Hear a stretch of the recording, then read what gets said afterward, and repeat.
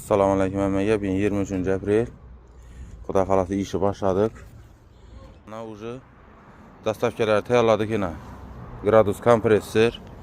Yine bunda yine gradusun kasılkeleri yine. Baykal kasılke. Yine. Magnat kasılke ki yine. Gradus yürməni.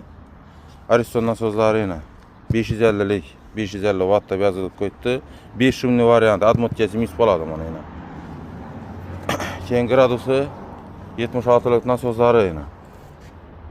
Ucu bağlab zət kopmaz. İndi şu kasılkəni baxasını aytaman dedim sizlərə.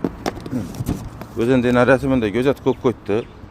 Zapaska bir dana tartak, jilke, 3 disk, almazlı disk oladı. Külüşlərin nabor əmməsi boladı. Bunu baxasını 450 min son qılıb koyduk.